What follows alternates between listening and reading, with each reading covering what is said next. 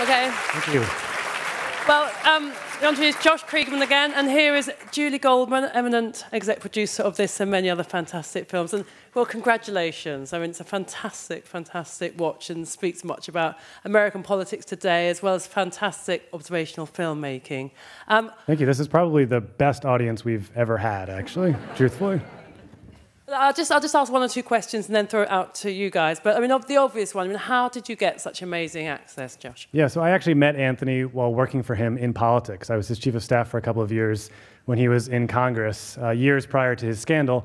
And then after his scandal and after his resignation, I had moved into filmmaking, and I approached him about the possibility of making a documentary and telling his story in a way that could maybe get past the punchline that he became in the US, especially through the course of his scandal. And it's a conversation that he and I actually had over the course of a couple of years, going back and forth. He was considering it, and I thought he actually wasn't going to go for it. And then the morning he announced he was running for mayor of New York, he sent me a text, which said, I'm with my staff, I'm running for mayor, do you want to come with a camera and film for this documentary? And I replied, yes, I'll be right there. And I literally ran over and started filming, and that's, as you saw. And he's obviously a fantastic, colourful character anyway, but obviously the twist in the campaign trail really makes the film. So, I mean, Julie, for people that don't know, is an incredibly experienced and award-winning exec producer in New York. So what stage did you get involved, Julie, and start backing it? Was it at the beginning of the access or when the scandal was broken? No, I mean, Josh and his co-director, Lee, I mean, Josh really went and just shot for, you know, those 40 days, really. Yeah, 4 months, sorry. Yeah. And then they were kind of taking a bit of time and a breath afterward and editing scenes together, and then they went to a Tribeca lab, story lab, and we met there, and they showed us some of these scenes, and we were like, Jesus Christ, you know, this is unbelievable. And then I think we spent 2 years after that, I think you were one of these people who heard, you were like, Weiner. Yeah, exactly. I don't want to see more about Weiner. You know, I mean, for you guys, how many of you knew before this, really knew who Weiner was? Oh, wow. Okay. That's a lot. Interesting. You know, it was so over, you know, living in New York, you really were over this story. So it was like, we did go in kind of with that Weiner fatigue, as one might say. But they won us over. And why, just before I mean, why did he stick with you, really? What was in it? Why did he agree to do it? And why did he stick with you once the scandal broke? Yes, this was obviously a central question for a lot of audiences and for us, and we ask him at the end of the film, of course. And he does give an answer. He says that he wanted to be viewed as more than a punchline and as, you know, the full person that he is. And I think that was very genuine. I think, you know, he had this experience through the course of his scandal, of his entire, you know, 2 decades in public life being wiped out and replaced by this one thing. And getting back in the mayor's race, I think he knew that might happen again. And I think he knew that, you know, having somebody else there to document the full story, behind the scenes, the complete story, opening up his life in that way, might lead to a different version of the story that could be told in the end. And he had a great deal of comfort with you. You know, he was used to you being around from the past. That's right. Yeah, obviously we were very comfortable with each other. I really became just embedded and kind of a fixture on the campaign. You know, and as he says in the movie also, he acknowledges that, you know, politicians are wired in a certain way to need attention. I think that, you know, you can't deny that that's part of, you know, he has a complicated relationship with the camera.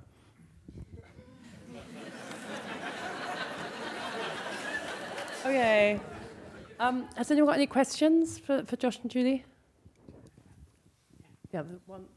There's one at the front here. Do you want to shout? I can shout out, loved it. Thank you so much.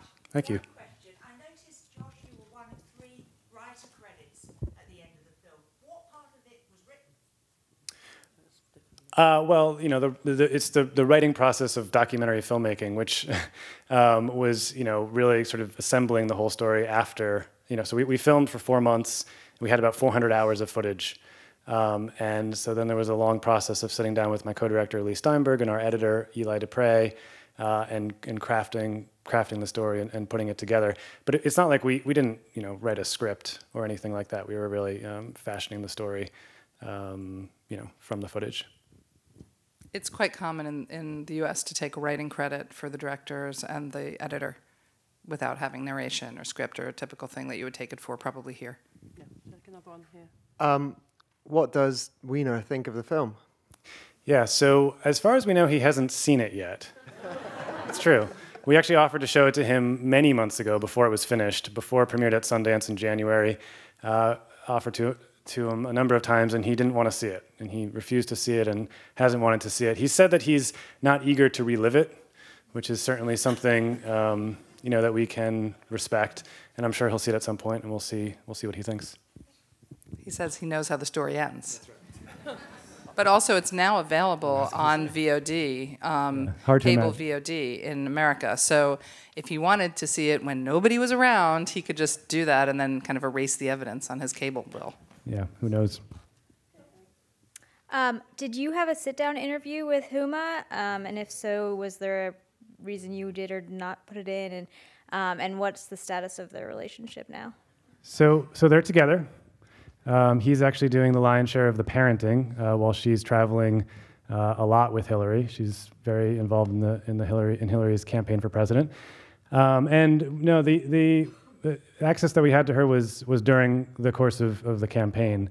And we did make a creative choice also at some point to, we could have gone to a bunch of, when we considered this, other sort of pundits and experts and talking heads and, other people who could comment on what was going on, and ultimately decided that wasn't stylistically the film that we were excited about making. We wanted to really stay in the kind of verite experience by his side.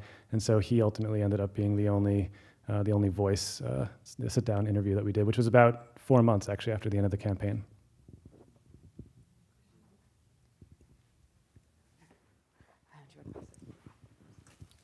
With such a almost hyper-charismatic individual, did you find yourself getting sucked into his kind of personality? And do you think you were able to kind of provide a fair and balanced look at Anthony Weiner? And secondarily, is there going to be some sort of director's cut where we get to see all 400 hours of ridiculous footage? Yeah, we're going to start streaming the 400 hours. You're welcome to watch anytime you want. No, it's a good question. I mean, obviously, my intention and my hope with this film was, as I said, he's somebody that I had known fairly extensively as a full person, multifaceted, dynamic person. With obviously he has his flaws, but also his talents and his strengths. And so the hope was to try to paint, portray a fair portrait. And I hope that's what we've done. Yeah. Oh, hello. Yep. Hi. I think you've almost answered my question in your previous question. Congratulations. It was brilliant, and I did feel that it was a very well-rounded assessment of a character, and he didn't seem in any way kind of sociopathic or overly narcissistic. I didn't think. In your opinion. What was that? No, I'm just joking. In your opinion, it's well, my question is, well, they can be a lot worse than that. My question is, does he have any real understanding of what motivates him to embarrass himself? Yeah. I think that you do get to see, him reflect in the film, reflect on sort of how he makes sense of it. And the insight that I find, most interesting is, he talks about how some of the same qualities in his character that really made him so successful as a politician and really helped him in politics were ultimately the same qualities that contributed to his undoing. He talks about being wired to need attention and thriving in a world of superficial and transactional relationships. These are skills in politics. And, but at the same time, he talks about, extending these relationships online like he's playing a video game without really considering the emotional consequences. And so I think, that way that, in our politicians, these sort of what's demanded of them to be successful can sometimes, I think, lead to problems in other aspects of their life. Okay. Thank you for such a great film. Obviously, you saw the audience reaction here, and I'm sure there's been similar kind of humorous reception elsewhere. You said you were kind of hoping to, and he himself was hoping to transcend the sort of status of being a punchline. Did you anticipate that there would be that sort of humorous reaction to the film, and how do you think you succeeded in that regard? Yeah, so he is a really funny guy. I think that comes through in the film, and it's really true. He's one of the wittiest, funniest people I've ever known.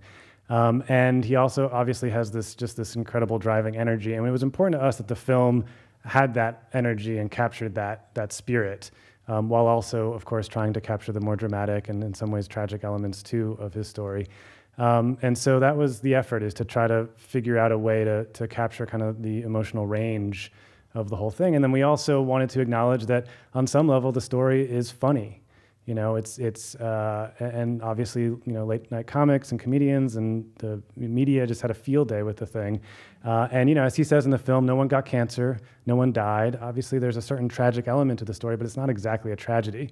And so we were, you know, eager to kind of play with, you know, all sides of the emotional range if we could.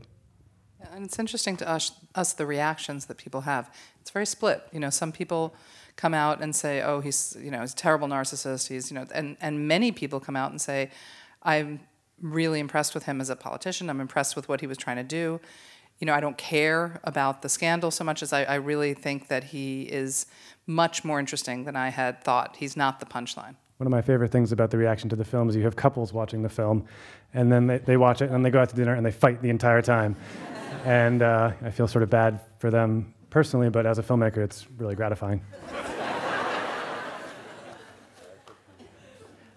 Hi, there comes a point in the film where it becomes clear that Anthony doesn't have much to lose in terms of continuing filming, but that Huma probably does, given the pressure she may be getting from her boss. So was there a point at which Huma perhaps tried to withdraw from filming at any point? No, I mean, one of the ground rules throughout the entire process, so this was 4 months filming all day, every day, one of the ground rules was if they ever wanted me to stop filming or leave the room or not be in the room to begin with, obviously I would respect those boundaries. And you see a couple of moments like that, you know, in the film. And that was a dynamic that played out throughout. But I think in terms of her story, I think that, you know, it's similar in some ways, the motivation, you know, just as much as he was judged for what he did, she was judged and ridiculed and diminished for the choice to stand by him, in some ways more intensely and more savagely. And so I think she had some sense that, you know, maybe by opening up their lives, you know, there might be an opportunity for a more fair version of the story.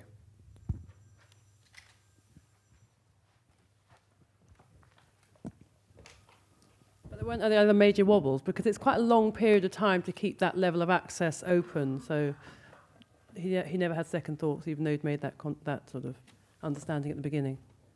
Not really. I mean, it certainly became tense later on, and it became a different experience. It changed from celebration, really, enthusiasm, into something very different. But no, I mean, he was happy to participate throughout. Josh, you should talk about like when he asked people to leave and you stayed, like your impulse to stay. Yeah, so that, you know, there's that moment when on the morning that the scandal breaks for a second time, and I'm in the room with him and Huma, and he asks his staff to leave, but allows me to stay. Definitely, you know, it was an intense moment for me as a person, as a filmmaker, you know, being there and realizing, you know, obviously the thought crosses my head, I can't believe I'm here right now, and I feel for them. I've known him for a long time. It's an emotional moment, but of course there's also kind of a balance to cultivate, sort of emotional remove, because I'm, you know, seeing it through the lens and have a job to do in terms of capturing it as best I can. I guess you sort of answered this before, but I'm just wondering at which point this sort of became a comedy. Did you go into it having a background in politics and was just like, politics is hilarious, I should make a comedy, or was it when you were filming it, or was it when you looked back over the footage? Well, I don't see it as a comedy exactly. I mean, I think there's comic elements, and it was important for us to capture that. A lot of credit to our editor, who has a brilliant sense of timing and comedic sense of things. But you know, it was important for us that the story, you know, reflect some of the comic realities of it all, and also be entertaining. You know, I mean, we definitely wanted to make a film that people could enjoy watching. But you know, when it started, there was no idea that this would happen. It was like, this is going to be the inside story of a mayoral run from somebody who's fallen from grace and is trying to come back. That's all that was known at that time. Yeah, that's right. Okay, final question.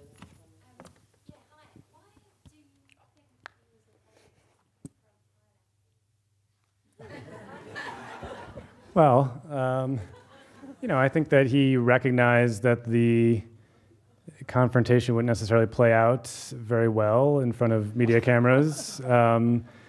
You know, I think that was something that he wanted to avoid. I should say also, you know, all credit to, you know, Andrew is the guy who's with the plan in McDonald's.